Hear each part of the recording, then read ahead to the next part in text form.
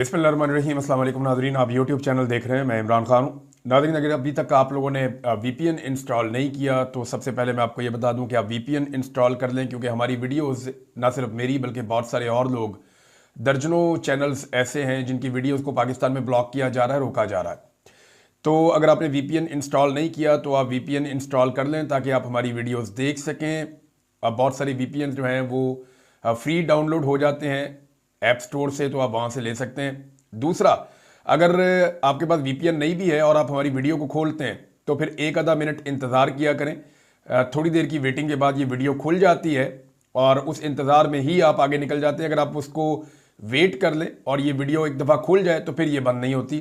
तो मैं इसका टेक्निकल सोल्यूशन ढूंढ रहा हूँ और अगर कोई टेक्निकल सोल्यूशन ना भी मिला तो भी एक सरप्राइज़ है जो मैंने आने वाले वक्त के लिए रखा हुआ है। नादरीन, इस वक्त जो खबरों में पाकिस्तान में छापा जा रहा है और बहुत बड़े पैमाने पे छापा जा रहा है, बल्कि कह कह कर ये खबर लगवाई गई है पाकिस्तान के सारे मीडिया के ऊपर और हेडलाइन की तरह लगवाई गई है। ये खबर है जनाब आर्मी चीफ के हवाले से अमेरिका में छपने वाला एक आर्टिकल, और सबसे ज़्यादा खबरें जो हैं वो आर्मी चीफ की लगाई जा रही हैं पाकिस्तान के मीडिया पे। ना सदर पाकिस्तान की लग रही हैं, ना वज़ीर आज़म की लग रही हैं, बल्कि आर्मी चीफ की खबरें सबसे ज़्यादा लग रही हैं। हालांकि आइन में इस वक्त जो सबसे इंपॉर्टेंट किरदार है वो पाकिस्तान के चीफ एग्जीक्यूटिव का और पाकिस्तान के सदर का है, जो सुप्रीम कमांडर हैं पाकिस्तान की फोर्सेस के। लेकिन क्योंकि वो दोनों मरहून मिन्नत हैं, वो एस्टेब्लिशमेंट की टाउटगिरी करके इक़्तिदार में आए हैं जाली फार्म 47 से हुकूमत बनाने के बाद, लिहाजा उनकी कोई औकात नहीं है। अभी अमेरिका में एक आर्टिकल छपवाया गया कि आर्मी चीफ फ्रंट से लीड कर रहे हैं और उनकी शख्सियत के बारे में चीज़ें बताएगी। लेकिन देखिए, साथ ही इस आर्टिकल का एक एंगल और भी है। हर सिक्के के दो रुख होते हैं। एक रुख वो है जो पाकिस्तान के मीडिया ने छाप दिया आंखें बंद करके कि कायदाना सलाहियतें आर्मी चीफ की, आर्मी चीफ जो शेडोज में से काम कर रहे थे फ्रंट पे आके सामने आ गए हैं, आर्मी चीफ इंडिया के खिलाफ ये कर रहे हैं, उनकी ये शख्सियत है, ये सारी चीज़ें वो कर रहे हैं। देखें, वो एक फौजी जनरल हैं जिन्हें आइन और कानून के मुताबिक सिविल हुकूमत के अहकामात के ऊपर अमल दरामद करना चाहिए और वो इसके पाबंद हैं। मगर जिनको हुक्म देना चाहिए वो दिन रात टाउट बन के पॉलिश कर रहे हैं। अब अमरीकी अखबार में जो आर्टिकल छपवाया गया उसके बाद पाकिस्तान के मीडिया को बाकायदा ये इंस्ट्रक्शंस हैं कि आपने हेडलाइन के अंदर और मेन खबर के अंदर अपने पहले पेज पे हर जगह पे इस खबर को रखना है। अब ये आर्टिकल जो हैं ये कभी भारतीय आर्मी चीफ के बारे में नहीं छप रहे, बाकी जो आर्मी चीफ हैं उनके बारे में नहीं छपते।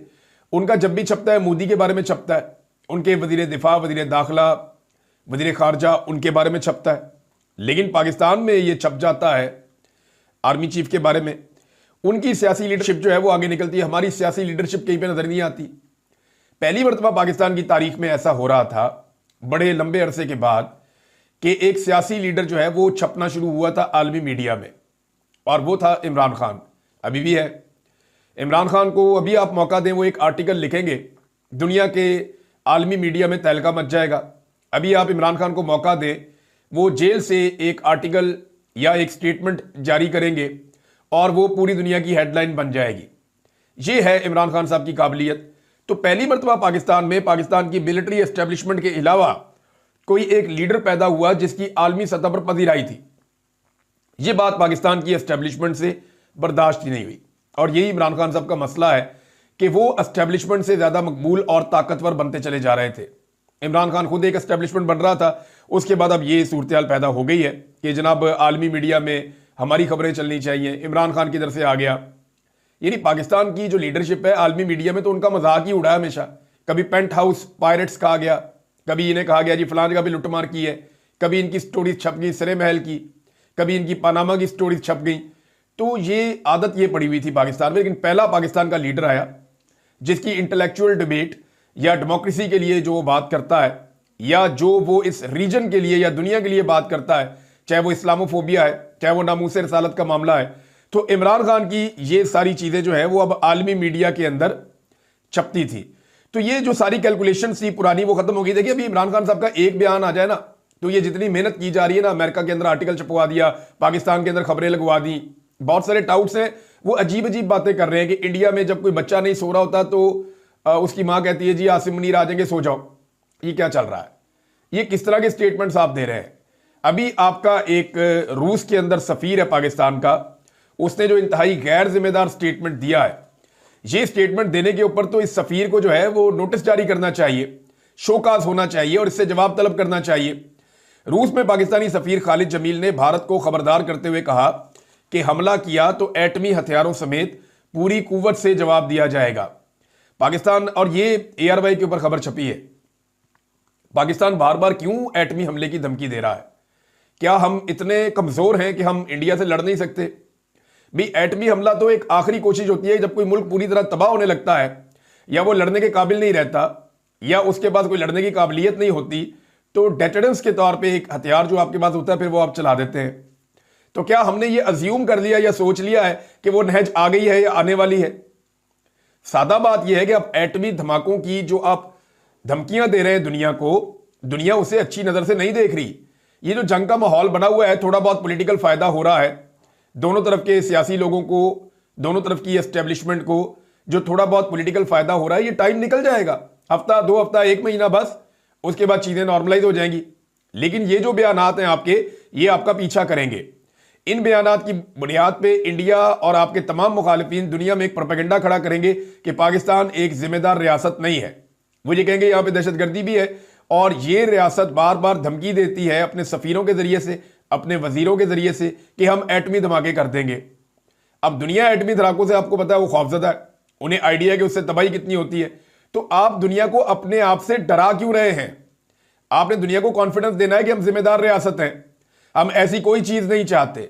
बात करने का तरीका होता है, लेकिन ये उठते ही जनाब ये धमकी लगा देते हैं कि जनाब हम एटमी धमाका कर देंगे या एटमी हमला कर देंगे भारत के जवाब में। ये नहीं कहना चाहिए, एक सफीर को तो बिल्कुल नहीं कहना चाहिए।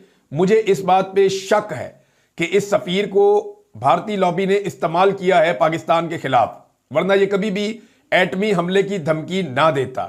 ARY ने जो छापा मैंने आपको पढ़ के सुना दिया, मैं जुमला दोबारा आपको सुना देता हूं कि रूस में पाकिस्तानी सफीर खालिद जमील ने भारत को खबरदार करते हुए कहा कि हमला किया तो एटमी हथियारों समेत पूरी कुव्वत से जवाब दिया जाएगा।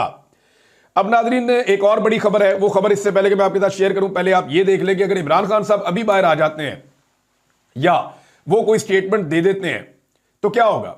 ये जितनी मेहनत है, ये जितना एक बनाया जा रहा है, एक स्ट्रक्चर, किरदारों को ऊपर उठाया जा रहा है, ये सारे जमीन बोस हो जाएंगे। यानी कोई किरदार जो है वो इनमें से आने वाले वक्त में या आने वाली नस्लों में कहानियों के तौर पे याद नहीं रखा जाएगा, ये सारे तारीख के सफ़ों में गायब हो जाएंगे। मगर इमरान खान इस कौम के दिमागों में नक्श हो चुका है, ये बात बिल्कुल ठीक है। आप अगर आज ये ऐलान कर देना इमरान खान साहब के हवाले से कि इमरान खान साहब को APC में बुलाने का आपने ऐलान कर दिया है, ऑल पार्टीज कॉन्फ्रेंस होने जा रही है, और उसमें आप ये कह दें कि जनाब इमरान खान साहब जो हैं वो आए और आकर ऑल पार्टीज कॉन्फ्रेंस में शिरकत करें, तो फिर आपको नजर आएगा, फिर आप देखेंगे कि पूरी दुनिया में रौला पड़ जाएगा। ये जो लकड़बग्गे हैं ना, ये सारे ये एक शेर के बाहर आने से डरते हैं। इन्हें अंदाजा है कि फिर जंगल के ऊपर इनका कब्जा नहीं रहेगा, हर तरफ इमरान खान और इमरान खान ही नजर आएगा। नून लीग के लोग खुद अब हमसे रब्ता करते हैं, बहुत सारे ऐसे पॉलिटिकल लोग हैं जो इमरान खान साहब के पॉलिटिकली मुखालिफ हैं। मुझे, मेरे सहाफ़ी दोस्तों को, बाकी सारों को, वो डिबेट्स में, निजी महफिलों में वो साफ कहते हैं, वो ये कहते हैं कि इमरान खान को जेल में डलवा कर हमने गलती की, यानी हमें अंदाजा नहीं था कि ये आदमी हमारे साथ ये करेगा या मामला इस तरफ चला जाएगा, बिल्कुल अंदाजा नहीं था कि इस हद तक ये शख्स डट जाएगा, लिहाजा जेल में इमरान खान को डलवा कर हमने एक गलती की है। सलमान अकरम राजा साहब ने एक बात की है जिसमें उम्मीद है पाकिस्तान तहरीक इंसाफ के लोगों के लिए। सलमान अकरम राजा साहब ने कहा जी इमरान खान साहब 2 हफ्तों में बाहर भी आ सकते हैं। उन्होंने ये स्टेटमेंट कैसे दिया, ये मैं आपके सामने रख देता हूं। इमरान खान की रिहाई के बिल्कुल इम्कानात हैं, उनके खिलाफ मुकदमात में कुछ भी नहीं, एक अलकादर केस में सजा है जिसके खिलाफ अगले हफ्ते अपील लग रही है, और 9 मई के 8 केसेस के अलावा और कोई केस नहीं है। अगर आइन और कानून के मुताबिक मामला चले तो 2 हफ्तों में मामला तय हो सकते हैं, ये सलमान अकरम राजा साहब ने कहा।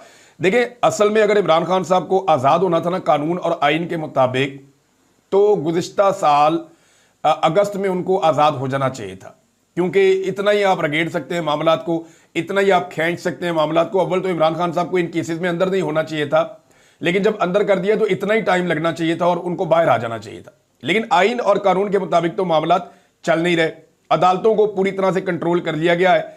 तो ऐसी सूरत में इमरान खान साहब के बाहर आने की उम्मीद आप सिर्फ इसी बुनियाद पर ही कर सकते हैं ना, जो सलमान अकरम राजा साहब कह रहे हैं कि जनाब इमरान खान साहब इस सूरत में बाहर आ सकते हैं कि आइन और कानून के मुताबिक मामला चलें, तो वो तो पाकिस्तान में नहीं चल रहे। एक बहुत बड़ा टेस्ट केस है इस वक्त जो सुप्रीम कोर्ट ऑफ पाकिस्तान में चल रहा है इस्लामाबाद में। सुप्रीम कोर्ट 9 मई का जो मुख्तसर फैसला है वो इसी हफ्ते सुनाएगी। अच्छा, इसमें उम्मीद ये है कि शायद सुप्रीम कोर्ट 9 मई वाले दिन ये फैसला सुनाए, यानी 9 मई की बिल्कुल आमद है, 4 दिन बाकी रह गए हैं और 9 मई आ जाएगा। 9 मई को 2 साल मुकम्मल हो जाएंगे। तो इस 9 मई के ऊपर एक पूरी पॉलिटिकल पार्टी को तबाह बर्बाद किया गया, लगभग कोई 20,000 से ज्यादा लोगों को जेलों में भरा गया, कोई 35-36 हज़ार लोगों के ऊपर मुकदमात दर्ज किए गए, 1 लाख से ज्यादा छापे मारे गए, लोगों की चादर और चार दीवारी का तकद्दुस पामाल किया गया। खवातीन के ऊपर हमने बदतरीन तशद्दुद होते हुए देखा, लोगों के घरों को तोड़ दिया गया, लोगों के कारोबार बंद कर दिए गए, लोगों की फैक्ट्रियां बंद कर दी गई, लोगों को उनकी जायदाद से महरूम कर दिया गया, लोगों को जबरी तौर पे लापता किया गया, मिलिट्री कोर्ट के अंदर मुकदमात चलाए गए, लोग अपने माँ बाप के जनाजों में शरीक नहीं हो सके, लोगों के बच्चे जो है वो बिलखते हुए हमने देखे। खवातीन के ऊपर पहली मरतबा पाकिस्तान की तारीख में हमने टॉर्चर के बदतरीन मनाजिर देखे, उनको सड़कों पर घसीटा गया। ये सारा कुछ हमने पाकिस्तान में 9 मई के बाद होते हुए देखा है। हालांकि उससे पहले भी जुल्म और जबर किया जा रहा था। 9 मई से पहले भी हमने देखा और बार बार देखा कि पाकिस्तानियों के ऊपर जुल्म और जबर का बाजार गर्म किया गया था, लेकिन इसके अंदर शिद्दत आती है 9 मई के बाद। अब सुप्रीम कोर्ट ऑफ पाकिस्तान इसका फैसला सुनाएगी, पता चलेगा कि जो सिविलियंस के जो मेन मामला है वो ये है कि क्या सिविलियन का मिलिट्री कोर्ट में ट्रायल हो सकता है या नहीं हो सकता। अब 9 मई का मामला ही मशकूक बनाया गया पाकिस्तान तहरीक इंसाफ तो ये कहती है कि ये फॉल्स फ्लैग ऑपरेशन था। वो ये कहते हैं जी इमरान खान साहब की गैर कानूनी गिरफ्तारी होती है इस्लामाबाद हाई कोर्ट में, जिसे सुप्रीम कोर्ट बाद में कह देती है कि ये गिरफ्तारी जो है ये गैर कानूनी है। उस गैर कानूनी गिरफ्तारी के बाद लोग निकलते हैं एहतजाज करने के लिए, फिर वो ये कहते हैं कि जनाब उनमें अवाम के अंदर बंदे शामिल किए गए जिन्होंने तोड़ फोड़ और जलाओ घिराव किया और हालात को खराब किया, और ये हालात डेलिबरेटली खराब किए गए ताकि इन खराब हालात को पाकिस्तान तहरीक इंसाफ पर डालकर इस जमात को दीवार के साथ लगाया जा सके। अब ये वो सारी कहानी है जो पाकिस्तान तहरीक इंसाफ कहती है और इसके लिए सबूत भी पेश करती है। हुकूमत को वो एक चैलेंज करते हैं बार बार कि जो असल सीसीटीवी फुटेज है जो मौजूद थी वो सीसीटीवी फुटेज ले आए, लाके वो आप हमारे सामने रख दें। लेकिन हुकूमत की तरजीहात, इस मुल्क में आइन और कानून क्या कहता है, उसकी एक छोटी सी मिसाल मैं आपको देता हूं। मियां अली अशफाक साहब ने एक सनम जावेद साहिबा के केस में इंकशाफ किया है और यह बड़ा हौलनाक इंकशाफ है। पुलिस लेकर जाती है सनम जावेद को टॉर्चर करने के बाद, अगले दिन उनकी मेडिकल रिपोर्ट करवाई जाती है, MLC मेडिकल लीगल जो है वो सर्टिफिकेट हासिल किया जाता है उनका, और इसके लिए मियां मुंशी अस्पताल है लाहौर में बंद रोड पे, वहां से उनका मेडिकल लीगल करवाया गया क्योंकि बनता भी वही था अस्पताल, वही वाली जुरिस्डिक्शन बनती थी। तो वहां पे उनका जो मेडिकल लीगल करवाया गया उसमें पता चला कि उनके ऊपर 13 उनको जगहों पे जिस्म पे निशान है और उनको टॉर्चर किया गया है और सनम जावेद को तशद्दुद का निशाना बनाया गया है। अच्छा, इसके बाद जब ये खबर फैलती है, मीडिया में हर तरफ जाती है, जब ये सर्टिफिकेट मिल जाता है सनम जावेद के वकला को, उनकी टीम को, पाकिस्तान तहरीक इंसाफ को, तो ये मामला खुल जाता है। अब इसमें जो है वो क्योंकि टिकटॉकर की हुकूमत है पंजाब में और वो अपने अलावा किसी को भी खबरों में नहीं देखना चाहती, तो फौरी तौर पे जनाब पुलिस को डंडा दिया जाता है कि आप जाएं और जाकर दोबारा से इस औरत का मेडिकल करवाएं और साबित करें कि इसके ऊपर कोई तशद्दुद नहीं हुआ। अब इस खातून को जबरदस्ती दोबारा अस्पताल में ले जाया जाता है और सनम जावेद का दोबारा मेडिकल करवाने की कोशिश की जाती है। सनम जावेद बकौल मियां अली अशफाक साहब के मेडिकल करवाने से इनकार कर देती कि मैंने अब मेडिकल नहीं करवाना, मेरा जो मेडिकल है वो कल हो चुका है और उसकी रिपोर्ट आ चुकी है। उन्होंने मेडिकल नहीं करवाया, लेकिन उनके इनकार के बावजूद वहां अस्पताल से एक नया मेडिकल रिपोर्ट जारी किया गया जिसमें यह लिख दिया गया कि सनम जावेद के ऊपर कोई तशद्दुद नहीं हुआ। और जिस डॉक्टर ने पहले मेडिकल रिपोर्ट बनाई थी, यानी जो डॉक्टर्स पहले मौजूद थे वहां पे, जिन्होंने मेडिकल रिपोर्ट बनाई थी कि इस खातून पे टॉर्चर किया गया है और 13 निशानात हैं टॉर्चर के, वो जो मेडिकल लीगल रिपोर्ट बनाने वाले डॉक्टर से उनको भी मुअत्तल कर दिया गया। यह है नाज़रीन सूरत हाल पाकिस्तान में जो रूल ऑफ लॉ की है, जो इंसानी हुकूक की है और जो आज़ादी इज़हार राय की है। ये मैंने आपके सामने रख दी है, ये एक मिसाल है। रोजाना ऐसी बहुत सारी चीजें होती हैं। सद्दाम तरीन के साथ भी यही किया गया, लेकिन वो बाहर आया तो क्या बदल गया?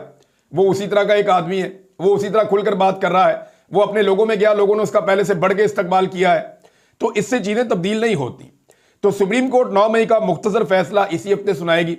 ये मेरे ख्याल में पाकिस्तान तहरीक इंसाफ तो 3 साल से जुल्म की चक्की में पिस रही है, उनके लिए तो कोई मसला नहीं है, आप उनके खिलाफ भी फैसला दे देंगे, उन्होंने पहले भी मार खाई है, वो आइंदा भी खा लेंगे।